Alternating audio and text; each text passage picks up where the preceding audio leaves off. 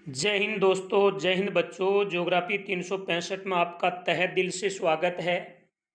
जैसा कि आपको विदित है कि माध्यमिक शिक्षा बोर्ड राजस्थान अजमेर के द्वारा जो वार्षिक पेपर क्लास 12th का ज्योग्राफी का लिया जाता है, उसमें जो जो प्रश्न पूछे गए हैं वो हमने 2 वीडियो में किए हैं। एक नंबर वीडियो एबेसैदे का था, दूसरा रेगिस्तान का था और आज तीसरा अति लघुरात्मक का है और जो चौथा होगा वो लघुरात्मक और निम्नात्मक का होगा, साथ में मानचित्र का होगा। ये 4 वीडियो आपको देखने से ये पता चल जाएगा कि माध्यमिक शिक्षा बोर्ड ने 12 साल में किस किस प्रकार के प्रश्न एग्जाम में दिए हैं और इससे आप ये अंदाज आसानी से लगा लोगे कि अब की बार 2025 में किस प्रकार के प्रश्न आ सकते हैं। तो 2025 में पूछे जाने वाले प्रश्नों की भी हम एक टेस्ट सीरीज शुरू करने वाले हैं। जैसे ये 4 वीडियो हमारे कंप्लीट होंगे उसके बाद आइए हम शुरू करते हैं। अति लघुरात्मक प्रश्न है जिसमें पहला प्रश्न है कि प्रकृति अवसर प्रदान करती है और मानव इसका उपयोग करता है। यह वाक्य कौन सी विचारधारा से संबंधित है? तो ये वाक्य नव निश्चयवाद विचारधारा से संबंधित है और नव निश्चयवाद विचारधारा को मैंने 2 नंबर वीडियो के अंदर विस्तृत रूप से बता दिया है। क्वेश्चन नंबर 2, आर्थिक भूगोल के कोई 2 उपक्षेत्र लिखिए। ये प्रश्न 2015 में पूछा गया, 17 में पूछा गया, 24 में पूछा गया और इसका उत्तर मैंने 1 नंबर वीडियो के अंदर विस्तार से बता दिया है। अगला क्वेश्चन नंबर है 3, वो है एशिया में बहुत अधिक स्थान पर बहुत कम लोग तथा बहुत कम स्थान पर बहुत अधिक लोग रहते हैं। यह कथन किसका है? 2015 में पूछा। तो ये कथन है जॉर्ज बी क्रेसी का। जॉर्ज बी क्रेसी का ये कथन है। अब की बार एग्जामिनर हमें ये पूछ सकता है, इन्वर्टेड कोमा शुरू, सवर्ण से नहीं, सवर्ण से नहीं वर्ण केवल स्त्री और पुरुषों से एक राष्ट्र मजबूत होता है। यह कथन किसका है? तो ये कथन राल्फ वाल्डो को है। राल्फ वाल्डो का ये कथन है। अगला क्वेश्चन नंबर है 4, जनघनत्व किसे कहते हैं? ये प्रश्न 16 और 23 में 2 बार पूछा गया। जनघनत्व किसे कहते हैं? प्रति वर्ग किलोमीटर क्षेत्र में निवास करने वाले लोगों की संख्या को ही क्या कहते हैं? जनघनत्व कहते हैं। अगला क्वेश्चन है, जनसंख्या वृद्धि से आप क्या समझते हैं? 2017 में पूछा। तो देखिए, जनसंख्या वृद्धि का मतलब है कि किसी क्षेत्र विशेष के अंदर 2 दशकों के मध्य होने वाला जन परिवर्तन ही क्या कहलाता है? जनसंख्या वृद्धि कहलाता है। और एग्जामिनर आपको ये पूछ ले कि जनसंख्या वृद्धि दर किसे कहते हैं? तो आपका उत्तर होगा किसी क्षेत्र विशेष में 2 दशकों के मध्य होने वाले जन परिवर्तन को प्रतिशत में क्या करना, व्यक्त करना ही जनसंख्या वृद्धि दर कहलाता है। अगला क्वेश्चन नंबर है 6, मानव विकास सूचकांक से आप क्या समझते हैं? 2024 में पूछा गया। अगला क्वेश्चन, यूएनडीपी का पूरा नाम। देखिए, यूएनडीपी का पूरा नाम है संयुक्त राष्ट्र विकास कार्यक्रम। संयुक्त राष्ट्र विकास कार्यक्रम में जो 1990 से मानव विकास सूचकांक के आंकड़े जारी कर रहा है। अब की बार प्रश्न आ सकता है कि HDI का पूरा नाम क्या है। तो HDI का पूरा नाम है ह्यूमन डेवलपमेंट इंडेक्स, यानी मानव विकास सूचकांक। अगला क्वेश्चन नंबर 8 है, निम्न स्तर वाले देशों में मानव विकास को बढ़ाने के 2 सुझाव दीजिए। तो देखिए, मानव विकास है। मानव विकास के अनुसार देशों के 4 स्तर होते हैं। एक तो उच्च स्तर मानव विकास वाले देश, एक है यानी ये अति उच्च वाला होगा 1 नंबर, 2 नंबर उच्च वाला होगा, 3 नंबर है मध्य और 4 नंबर है निम्न। यानी मानव विकास की दृष्टि से देश को 4 स्तरों में बांटा है। यहाँ प्रश्न पूछा है निम्न स्तर वाले देशों में मानव विकास को बढ़ाने के 2 सुझाव दीजिए।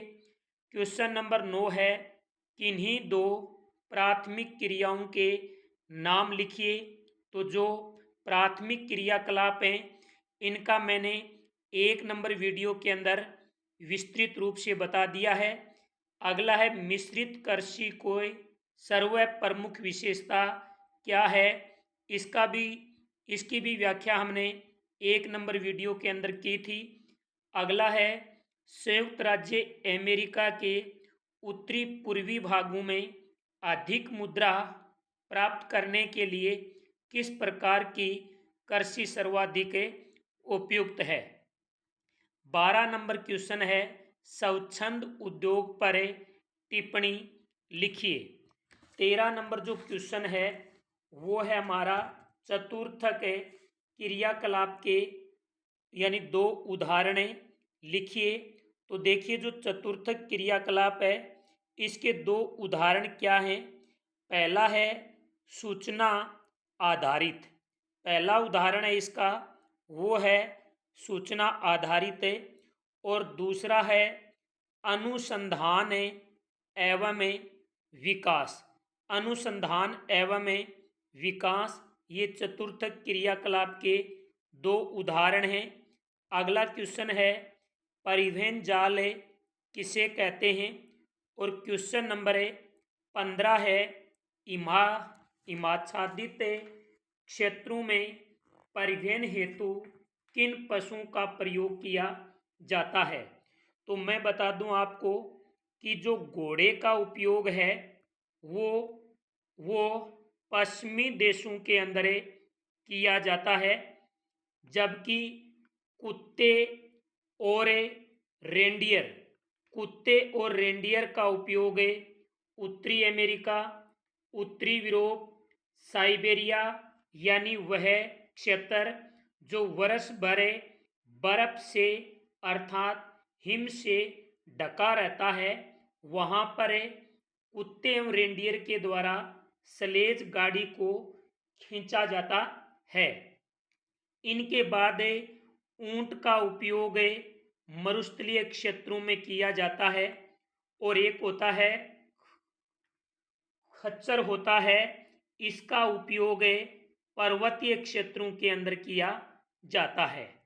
क्वेश्चन नंबर 16 है, विश्व यानी रूस, विश्व का पूछे चाहे रूस का पूछे, सबसे लंबा रेल मार्ग कौन सा है।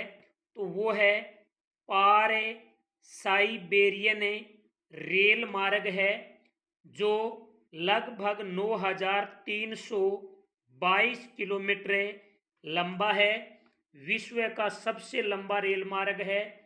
रूस का सबसे लंबा रेल मार्ग है जो पश्चिम में सेंट पीटर्सबर्ग से शुरू होकर पूर्व में व्लादिवोस्टोक तक जाता है। इनके बाद में क्वेश्चन नंबर 17 है, वोल्गा जलमार्ग किस देश में स्थित है। तो वोल्गा जलमार्ग रूस के अंदर स्थित है। इसकी लंबाई 200 किलोमीटर मानी जाती है। अगला है परिवहन का तीव्रतम साधन। तो परिवहन का तीव्रतम साधन है वायु परिवहन माना जाता है। अगला है इंटरनेट क्या है। वर्तमान के अंदर इंटरनेट का काफ़ी प्रचलन है, वो बड़ा है और आप सब इंटरनेट का उपयोग करते हैं, तो आपको पता होगा कि इंटरनेट क्या है। इनके बाद में क्वेश्चन नंबर है 20, जल परिवहन सस्ता क्यों है। कोई दो कारण बताने हैं। अगला उद्योग एवं वाणिज्य बंदरगाहों में कोई दो अंतर लिखने हैं। अगला है पशु आधारित उद्योगों के नाम। तो पशु आधारित उद्योग जैसे ऊन उद्योग हो गया, चमड़ा उद्योग हो गया, डेयरी उद्योग हो गया। क्वेश्चन नंबर है 23, वो है कि सुदूर जंगलों तथा पहाड़ी ढलानों पर एकांकी झुंपड़ियां के रूप में विकसित होने वाली बस्तियों को क्या कहा जाता है। तो जो एकांकी झुंपड़ियां हैं, इनको प्रक्षेपित बस्तियों के नाम से भी जाना जाता है। अगला है जल परिवहन सस्ता क्यों है। ये शायद क्वेश्चन रिवाइज हुआ होगा, क्योंकि अभी ऊपर भी आया है। ये देखिए जल परिवहन 20 नंबर क्वेश्चन भी जल परिवहन सस्ता क्यों है। और 20 के बाद में ये प्रश्न है, ये रिवाइज है, 24 नंबर है, तो आप इसको हटा सकते हैं 24 नंबर क्वेश्चन को। अगला 25 नंबर है, एक उत्तरदायी नागरिक होने के नाते मानव जनित भू निम्नीकरण प्रक्रिया को कैसे दूर किया जा सकता है। कैसे दूर किया जा सकता है। अगला क्वेश्चन है, भारत के उच्चतम और भारत के निम्नतम जनघनत्व, यानी भारत में सर्वाधिक जनघनत्व वाला राज्य बिहार है, जिनका जनघनत्व 1102 व्यक्ति प्रति वर्ग किलोमीटर है। बिहार के बाद में पश्चिमी बंगाल है और न्यूनतम पूछे तो अरुणाचल प्रदेश है, जिसका 17 है। क्वेश्चन नंबर 27 है, यदि भारत में महिला साक्षरता 100% यानी 100% हो जाए तो जनसंख्या वृद्धि पर क्या प्रभाव पड़ेगा। तो जनसंख्या वृद्धि क्या होगी, तीव्र गति से घटेगी। अगला भारतीय भाषाओं के परिवारों के नाम लिखिए। तो भारतीय भाषाओं के जो परिवार हैं, इनके 4 प्रमुख प्रकार हैं। पहला है ऑस्ट्रिक। पहला कौन सा है, ऑस्ट्रिक है, और ऑस्ट्रिक को निषाद के नाम से भी जाना जाता है, जिसका 1.38% है। दूसरा है वो है द्रविड़, और द्रविड़ का प्रतिशत है 20। तीसरा है वो है चीनी तिब्बती है। चीनी तिब्बती को हमें किरात भी कहते हैं, और इनका प्रतिशत है सबसे न्यूनतम 0.85।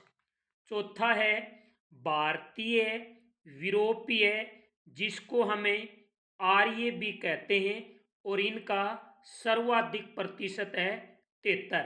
तो ऑस्ट्रिक निषाद 1.38, द्रविड़ 20%, चीनी तिब्बती किरात 0.85 सबसे न्यूनतम, भारतीय यूरोपीय आर्य 73 सर्वाधिक। इनके बाद में है क्वेश्चन नंबर 29, वो है किसी श्रमिक को मुख्य श्रमिक कहलाने हेतु कितने दिन काम करना चाहिए। तो देखिए, एक वर्ष में जो व्यक्ति 183 दिन से अधिक काम करता है वो मुख्य श्रमिक होगा। और जो व्यक्ति एक वर्ष में 183 से कम दिन काम करता है वो सीमांत श्रमिक होगा। इसमें अंतर भी पूछा जा सकता है। अगला क्वेश्चन, गैरीसन नगर को परिभाषित कीजिए। इनके बाद में अगला प्रश्न है, ग्रामीण बस्तियां कितने प्रकार की होती हैं? तो ये 4 प्रकार की होती हैं। नाम लिखने, एक तो है गुच्छित बस्ती, एक है अर्धगुच्छित बस्ती, एक है परिक्षेपित बस्ती और चौथी है पल्ली बस्ती। अब देखिए नीचे वाला क्वेश्चन क्या कह रहा है, गुच्छित बस्तियों की विशेषता आपको बतानी है। इसके बाद वाला प्रश्न कह रहा है कि भारत में किस प्रकार की ग्रामीण बस्तियों में पन्ना, पंडा, पाली, नगला, ढाणी आदि इकाइयां पाई जाती हैं? तो अभी मैंने जो 4 नंबर बस्ती बताई थी वो थी पल्लीकरते बस्ती। तो इसका उत्तर क्या होगा, पल्लीकरते बस्तियों को इन नामों से जाना जाता है। अगला है, भारत में लेगून व पशजल कहाँ पाया जाता है? 2016 में पूछा कहाँ पाया जाता है और 2012, 16, 17 में इनके 2 उपयोग पूछ लिए। सबसे पहले तो हम बात करते हैं कि इस प्रकार से आपने भारत का मानचित्र देखा होगा। ये भारत की समुद्री तटरेखा है और इस समुद्री तटरेखा पर इधर ये जो भाग है ये केरल का है, ये उड़ीसा का है और ये पश्चिमी बंगाल का है। तो केरल, उड़ीसा, पश्चिमी बंगाल के अंदर लेगून या पशजल पाए जाते हैं। अब बात करते हैं इनके उपयोग की। तो इनके जल का उपयोग मत्स्य पालन के अंदर भी किया जाता है, चावल एवं नारियल उत्पादन के अंदर भी किया जाता है।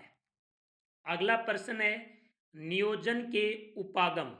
देखिए नियोजन के 2 उपागम हैं और पहला उपागम है वो है क्या, खंडीय नियोजन है और दूसरा है प्रादेशिक उपागम। कौन सा है, प्रादेशिक उपागम। अगला प्रश्न नंबर 38 है वो है, इंदिरा गांधी नहर क्षेत्र में सतत पोषणीय विकास को बढ़ावा देने के 4 उपाय बताइए। इससे अगला प्रश्न है, संचार से आपका क्या तात्पर्य है? तो संचार का मतलब होता है कि अपने विचारों को और दर्शन दर्शन के साथ साथ अपने संदेशों का जो आदान प्रदान होता है उन्हें क्या कहा जाता है, संचार कहा जाता है। अगला प्रश्न है, वायु परिवहन की उपयोगिता क्यों है? 4 कारण बताइए।